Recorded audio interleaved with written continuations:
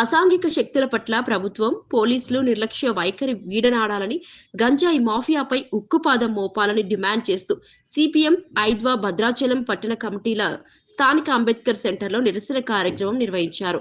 భద్రాచలం పట్టణంలో బుధవారం జరిగిన హత్యాకాండాను నిరసిస్తూ దోషులను కఠినంగా శిక్షించాలని కోరారు. ఈ సందర్భంగా సిపిఎం జిల్లా కార్యదర్శి వర్గ సభ్యులు ఎంబి నర్సారెడ్డి, పట్టణ కార్యదర్శి గడ్డం స్వామి మాట్లాడుతూ దక్షిణ అయోధ్యగా పేరుగాంచిన భద్రాచలం పట్టణంలో గత 4 నెలల్లో 2 హత్యలు జరగడం ఆందోళనకరమని చెప్పారు. గంజాయి మత్తులో అసాంఘిక శక్తుల ప్రాబల్యం పెరుగుతుండడం దారుణమని అన్నారు. కొద్దిమంది రాజకీయ నేతల అండదండలతో రౌడీ మూకలు చెలరేగిపోతున్నాయని, వాటిని అణచడంలో ప్రభుత్వం, పోలీస్ శాఖ విఫలమవుతున్నాయని విమర్శించారు. ప్రశ్నిస్తా ఉన్నాం, కోరుతా ఉన్నాం. అదే విధంగా గత 2 నెలల కాలంలో చూస్తే ఈ హత్యలు రోజు రోజు పెరిగిపోతా ఉన్నాయి. ఈ హత్యా సంస్కృతిని సిపిఎం పార్టీ భద్రాచలం పట్టణ కమిటీ తీవ్రంగా ఖండిస్తా ఉంది.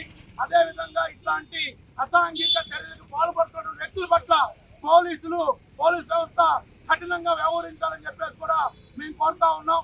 ఎందుకంటే ఇవాళ చూస్తా ఉన్నాం, హత్య చేస్తూ వాళ్ళు ప్రశాంతంగా హాయిగా ఇవాళ పోలీస్ స్టేషన్ లో ఉంటూ వాళ్ళకి సకల మర్యాదలు చేస్తూ కోర్టు పంపిస్తా ఉన్నారు.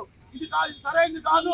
మరోసారి ఇట్లాంటి అసాంఘిక శక్తులకు పాల్పడిన వాళ్ళకి మరోసారి అట్లాంటి చర్యలు పాల్పడాలంటే భయపడే పద్ధతుల్లో పోలీసులు వ్యవహరించాలి తప్ప వాళ్ళకి రాష్ట్ర మర్యాదలు చేసే పద్ధతుల్లో వ్యవహరించడం సరైనది కాదు అని చెప్పేసి మనం సీఎం పార్టీగా విజ్ఞప్తి చేస్తా ఉన్నాం.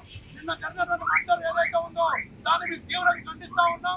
తక్షణమే ఎవరైతే ఈ హత్య సంఘటనలో పాల్పడ్డారో వారిని తక్షణమే అరెస్టు చేసి శిక్షించాలని చెప్పేసి కూడా మేము డిమాండ్ చేస్తా ఉన్నాం. ఈ సందర్భంగా పార్టీ జిల్లా కార్యదర్శి వర్గ సభ్యులు నర్సారెడ్డి గారిని మాట్లాడవలసి కోరుతున్నాం. ఈరోజు సిపిఎం ఐద్వా ఆధ్వర్యంలో ఇక్కడ నిరసన కార్యక్రమం చేయడం జరిగింది. నిన్న సజ్జా రవి అనే వ్యక్తిని రాజుపేట ప్రాంతంలో హత్య చేయడం అనేది జరిగింది. ఈ హత్యకి కారణం ఎక్కువగా మద్యం, అలాగే గంజాయి. ఈ గంజాయి మద్యం మత్తులో ఏం చేస్తున్నారో వాళ్ళకి తెలియడం లేదు.